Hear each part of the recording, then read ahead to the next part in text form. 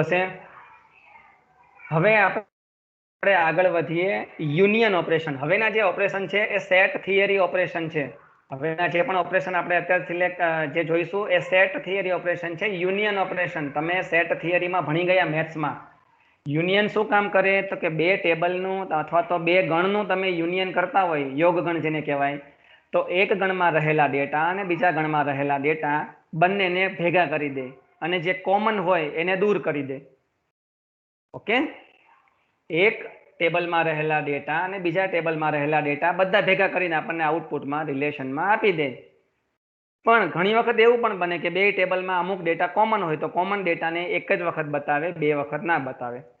આ કામ કરે યુનિયન। આમે યુનિયનનો મિનિંગ થાય છે ભેગા થવું, બરાબર ને? યુનિટી જોવો છો ને તમે? યુનિટી એટલે બધા માણસો ભેગા થયેલા હોય, એક રૂપ હોય ને યુનિટી કહેવાય, બધા ભેગા થાય ને યુનિયન કહેવાય। It is a binary operation which takes two relation as input or as operand। અને શું જનરેટ કરે છે? It is used to select all the records from both the tables, all the records from both the relation and duplicates are ignored। આનો symbol છે you. યુનિયનનો નામ ઉપરથી એનો symbol છે યુ। અને સિન્ટેક્સ કેવી રીતે લખાય તો કે બાઇનરી ઓપરેશન છે એટલે રિલેશન 1 યુનિયન રિલેશન 2 આવી રીતે રીડ થાય। Union 1 relation 1 union relation 2। દાખલા તરીકે હું તમને અહીંયા જે આ માઉસ મૂવ કરું છું, ચાલો એને હું આપણે પેઇન્ટમાં લઈ જાવ એટલે વધારે તમને આઈડિયા આવશે। અહીંયા આપણે આ બે ટેબલ છે, ટેબલ 1 અને ટેબલ 2, બરાબર? આ ટેબલ 1 છે અને આ ટેબલ બી છે, ટેબલ એ ટેબલ બી। તો ટેબલ એમાં કેટલા ડેટા છે તો કે 1 અને 2, અને ટેબલ બીમાં કયા ડેટા છે તો કે 2 અને 3। તો હવે આ બંનેને ભેગા કરીએ આપણે। જો આ ટેબલ 1 ના ડેટા છે, અહીંયા જે હું સર્કલ કરું છું આ ટેબલ 1 ના ડેટા છે, અને અહીંયા જે હું સર્કલ કરું છું એ ટેબલ બી ના ડેટા છે। તો બંનેના કમ્બાઈન થઈને કયા ડેટા આવ્યા તો આ રહ્યો યુનિયન 1 2 3। 2 છે એ કોમન છે બંનેમાં, તો એ એક જ વખત આવે, 1 2 2 3 ના આવે, 1 2 3। તો that is the union output, relation 1 union relation 2। આ જ જગ્યાએ જો ઇન્ટરસેક્શન હોત તો યુનિયન રિલેશન એ ઇન્ટરસેક્શન રિલેશન બી, તો જે બેમાં કોમન ડેટા હોય, આ કોમન છે ને 2 છે એ બંનેમાં આવે છે, જે હું અહીંયા ડાર્ક પોર્શન કરું છું એ, તો મને 2 આઉટપુટમાં આવે। કયા કેસમાં? ઇન્ટરસેક્શનના કેસમાં। યુનિયનના કેસમાં શું આવે તો કે બંનેમાં જેટલા ડેટા કોમન હોય, કોમન નહીં સોરી, બંનેના બધા જ ડેટા આવે અને જે ડુપ્લિકેટ થતા હોય એ રિમૂવ થાય। That is the union operation. Union must be taken between compatible relation। આ વસ્તુ સૌથી વધારે ઇમ્પોર્ટન્ટ છે, compatible વર્ડ છે સૌથી વધારે ઇમ્પોર્ટન્ટ આ ઓપરેશન માટે। compatible એટલે શું તો compatible એટલે એરિટી સેમ હોવી જોઈએ બંને રિલેશનની। Now what is arity? આપણે પહેલા લેક્ચરમાં ભણી ગયા યુનિટ 4 ના। arity that is number of columns। તો બંને ટેબલમાં સેમ નંબર ઓફ કોલમ હોવી જોઈએ। તો અહીંયા છે, હા, આની પણ એક કોલમ છે, ટેબલ બી ની પણ એક કોલમ છે, વાંધો નહીં, total number of attribute same છે। ઓકે, અને ડોમેન છે એ પણ સેમ હોવું જોઈએ। જે કોલમ ઉપર તમે યુનિયન એપ્લાય કરવા માંગતા હોય તો તે કોલમનું ડોમેન એટલે શું? સેટ ઓફ પરમિટેડ વેલ્યુઝ, કે જે તમે તે કોલમની અંદર વેલ્યુ જેટલી ઇનપુટમાં આપી શકો એને કહેવાય ડોમેન। તો ડોમેન પણ સેમ હોવું જોઈએ, ટૂંકમાં એની ડેટા ટાઈપ સેમ હોવી જોઈએ, તમે એટલું યાદ રાખી શકો, બરાબર? ડેટા ટાઈપ સેમ હોવી જોઈએ અને એટ્રીબ્યુટ છે, નંબર ઓફ એટ્રીબ્યુટ્સ બંને ટેબલના, જે ટેબલને તમે યુનિયનમાં ઇનપુટ તરીકે લો છો તેના નંબર ઓફ એટ્રીબ્યુટ સેમ હોવા જોઈએ, અને જે કોલમ માટે તમે યુનિયન એપ્લાય કરો છો તે કોલમનો ડોમેન પણ સેમ હોવું જોઈએ। અને આઉટપુટની અંદર ડુપ્લિકેટ ટપલ છે એ એલિમિનેટ થાય છે, રિમૂવ થાય છે, અને ડેટા છે એ સોર્ટેડ ફોર્મમાં જનરેટ થાય છે। તમે જ્યારે એસક્યુએલમાં જોશો ત્યારે તમને પ્રોપરલી ખબર પડશે, whenever you are applying union operation in SQL, the generated output is in sorted manner by default। Okay, તો અહીંયા મેં તમને જે એક્ઝામ્પલ આપેલું છે તે તમારે એક્ઝામમાં યાદ રાખવાનું છે। આપણે જે અતુલનું એક્ઝામ્પલ જોઈએ છીએ તે એક્ઝામમાં યાદ રાખવા માટે યોગ્ય નથી, કારણ કે તેના માટે તમારે ટેબલ આખા યાદ રાખવા પડે. એની જગ્યાએ હું તમને જે અહીંયા એક્ઝામ્પલ આપીશ તે તમારે ટેબલ ઓટોમેટિક યાદ રહી જશે. Display the name of all the persons who are either customer or employ. Example છે, તો આપણી પાસે આ કસ્ટમર એકાઉન્ટ ટેબલ છે અને આ ટેબલ છે એમ્પ્લોય.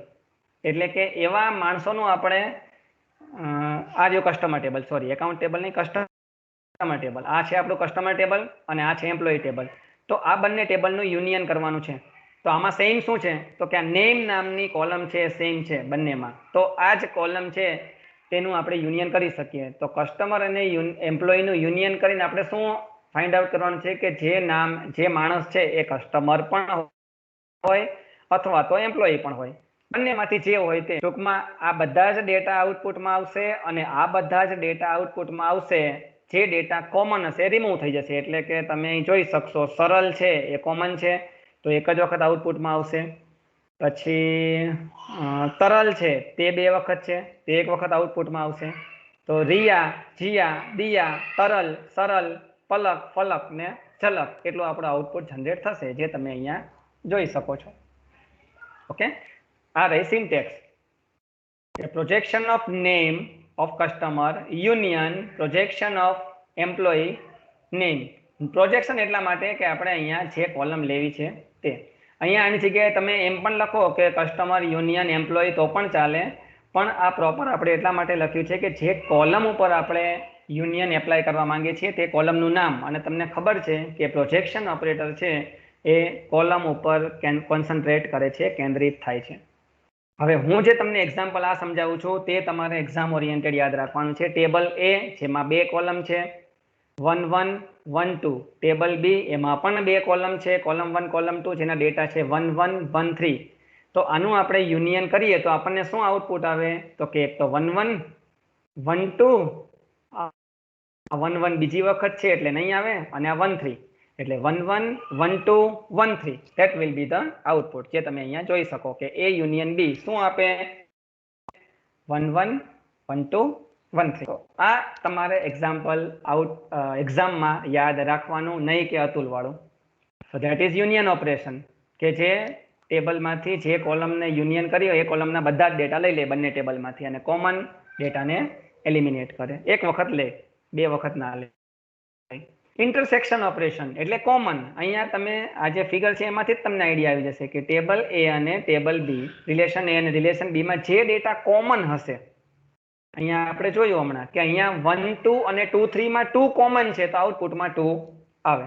ઓકે, અહીંયા પણ આપણે જોવું હોય કે ભાઈ આ કસ્ટમર છે અને આ એમ્પ્લોય છે, તો ક્વેરી એવી પૂછે કે કયો કસ્ટમર છે એમ્પ્લોય છે, અથવા તો એવો કયો માણસ છે કે જે કસ્ટમર છે અને એમ્પ્લોય છે, અથવા નહીં અને કસ્ટમર પણ છે અને એમ્પ્લોય પણ છે. એટલે કસ્ટમર પણ હોવો જોઈએ, એમ્પ્લોય પણ હોવો જોઈએ. તો એવા છે આ તરલ ને સરળ, એ 2 જ માણસો એવા છે કે જે કસ્ટમર પણ છે અને એમ્પ્લોય પણ છે. તો એની ક્વેરી તમારે કેવી રીતે થાય, આવી રીતે.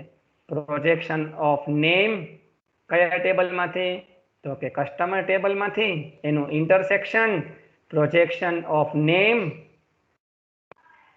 કયા ટેબલમાંથી, તો કે એમ્પ્લોય ટેબલમાંથી. That is the query for finding out a person who is customer as well as employee. અને અહીંયા આપણે ઇન્ટરસેક્શન ઓપરેશનનો યુઝ કર્યો. બરાબર, સિન્ટેક્સ છે ઊંધો યુ અને એનું સિન્ટેક્સ છે, સિમ્બોલ છે ઊંધો યુ, સિન્ટેક્સ છે relation 1 intersection relation 2. That is a binary operation taking 2 relation as input. અને બંને ટેબલમાંથી જે કોમન ટપલ હશે જે બંનેમાં, એ આઉટપુટ આવશે. એના માટે પણ તમારા બંને રિલેશન કમ્પેટિબલ હોવા જોઈએ. કમ્પેટિબલનો મિનિંગ થાય છે એરિટી સેમ હોય અને ડોમેઇન સેમ હોય. એટલે તમારે આ વર્ડને યાદ રાખવાના, સેમ એરિટી હોય અને સેમ ડોમેન હોય. જે કોલમ ઉપર તમે ઇન્ટરસેક્શન એપ્લાય કરો છો તે. દાખલા તરીકે તમારો એક એ ટેબલ છે એમાં ડેટા છે 1 2 3, ટેબલ બી માં ડેટા છે 2 3 4. એટલે આ તમારું ટેબલ એ થયું, આ તમારું ટેબલ બી થયું. 2 અને 3 કોમન છે, that will be there in the output. અને મેં તમને જે હમણાં સમજાવ્યું કે કસ્ટમર અને એમ્પ્લોય બંને હોય એવા માણસના ડેટા આપો, તો એના માટે તમારે સિન્ટેક્સ આવી લખવાની થાય છે. Projection of name from customer intersection projection of name from employee and will give the output સરળ એન્ડ તરલ. અહીંયા તમે આ એક્ઝામ્પલ યાદ રાખી શકો છો. ટેબલ એ માં ડેટા છે 1 1 1 2, ટેબલ બી માં 1 1 1 3, તો કોમન કયા થયા 1 1 1 2 છે એ પણ આ ટેબલમાં નથી, 1 3 છે એ આ ટેબલમાં નથી. Okay, so 1 1 is common, that is the intersection. હજુ આ એક બીજું એક્ઝામ્પલ છે, એ પણ તમે જ્યારે મટીરિયલ વાંચો તમને આવડી જશે, યાદ રહી જશે. આ સ્ટુડન્ટ કોર્સ અને સ્ટુડન્ટ બંનેમાં કોમન સ્ટુડન્ટ કયા છે તો કે આદિત્ય છે, અને બીજું કોણ છે સ્ટીવ, હા સ્ટીવ છે, પછી પોલ છે અને લ્યુસી છે. તો આટલા ડેટા જ્યારે તમે ઇન્ટરસેક્શન એપ્લાય કરો તો તમને આઉટપુટમાં જોવા મળે. That is the intersection operation. So આપણે જોયું યુનિયન ઓપરેશન અને ઇન્ટરસેક્શન ઓપરેશન. ત્રીજું ઓપરેશન છે માઇનસ ઓપરેશન, અથવા તો જેને કહેવાય છે સેટ ડિફરન્સ. માઇનસ એટલે શું તો કે એક ટેબલમાં હોય અને બીજા ટેબલમાં ના હોય, એને કહેવાય માઇનસ ઓપરેશન. ઓકે, એક ટેબલમાં હોય બીજા ટેબલમાં ના હોય. પેઇન્ટમાં આપણે જોઈએ, આ ટેબલને અહીંથી રિમૂવ કરી દઈએ. હું ઇરેઝર ટૂલનો યુઝ કરીશ. અહીંયા આપણે એ ટેબલને કોપી કરી લઈએ એટલે જોઈએ પછી સેટ ડિફરન્સ કેવી રીતે કામ કરે છે.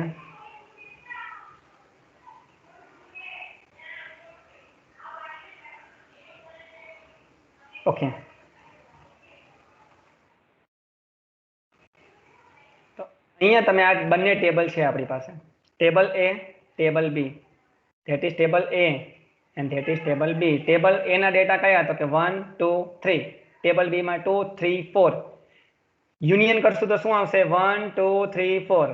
ઇન્ટરસેક્શન કરશું તો શું આવશે 2 અને 3, કારણ કે કોમન છે. માઇનસ કરશું તો શું આવશે, તો આ ટેબલમાં એવા કયા ડેટા છે કે જે આ ટેબલમાં નથી, તો 1 એવો ડેટા છે કે જે આ ટેબલમાં નથી. તો 1 will be the answer. આ રહ્યું, 1 is the answer in set difference or minus table. જો a minus b કરીએ તો, જો b minus a કરીએ, b minus a તો શું આવે કે જે b ટેબલમાં હોય અને a માં ના હોય, એટલે કે 4. તો એ વખતે આન્સર મળશે આપણને 4. Okay, that is the set difference or minus operator. That operator or operation is also applied on compatible relation. Compatible relation એટલે એની એરિટી પણ સેમ હોય, ડોમેન પણ સેમ હોય. It is binary operation which taking two relation as operand, અને આ operation શું select કરે છે, selecting those tuples which are present in one relation. એટલે કે ડાબી સાઈડના રિલેશનમાં, માઇનસ ઓપરેશનના ડાબી સાઈડનું જે રિલેશન હોય તેમાં એવી કોઈ ટપલ હોય કે જે જમણી સાઈડના રિલેશનમાં ના હોય, તો તે ટપલ્સને આઉટપુટમાં આપે છે. ઓકે, તો એ તમે સમજી શકો છો. કમ્પેટિબલ રિલેશન ઉપર આ ઓપરેશન એપ્લાય થાય છે એ પણ તમે સમજી શકો છો. અને આપણે એક એક્ઝામ્પલ લેવું હોય તો તમે આ બંને ટેબલમાંથી એવું એક્ઝામ્પલ લઈ શકો કસ્ટમર અને એમ્પ્લોયમાં, કે એવા માણસોનું નામ આપો કે જે કસ્ટમર હોય, એમ્પ્લોયી ના હોય. બરાબર, give the name of those persons who are only customers, not employee. એટલે એનો મીનિંગ શું થયો, minus. So projection of name from customer minus projection of name from employee, અને એમાં આન્સર મળશે રિયા, દિયા અને જીયા. બરાબર, તો એ એક્ઝામ્પલ અહીંયા લખેલું છે, રિયા, દિયા, જીયા. પણ આઉટપુટ આપણને સોર્ટેડ ફોર્મમાં સ્ટોર થયેલો જોવા મળે છે. તો display the name of persons who are customers but not employee. આની જગ્યાએ એમ કીધું હોય કે display the name of person who are employee not customer, તો તમારે એ વખતે એમ્પ્લોયી માઇનસ કસ્ટમર કરવું પડે. અને આપણો સિમ્પલ એક્ઝામ્પલ અહીંયા છે ટેબલ એ બી. તમે એને માઇનસ કરો તો 1 1 ડેટા અહીંયા છે, 1 2 ડેટા અહીંયા નથી, તો 1 2 ડેટા એ ટેબલમાંના એ માઇનસ બીમાં આઉટપુટમાં આવે. જો તમે બી માઇનસ એ કરો તો 1 3 જે અહીંયા ટેબલ એમાં નથી, તો 1 3 આઉટપુટમાં આવે. ઓકે, સો આપણે અહીંયા સુધી આજે રાખીએ છીએ. આઈ હોપ કે તમને બધા ઓપરેશન સમજાઈ ગયા હશે.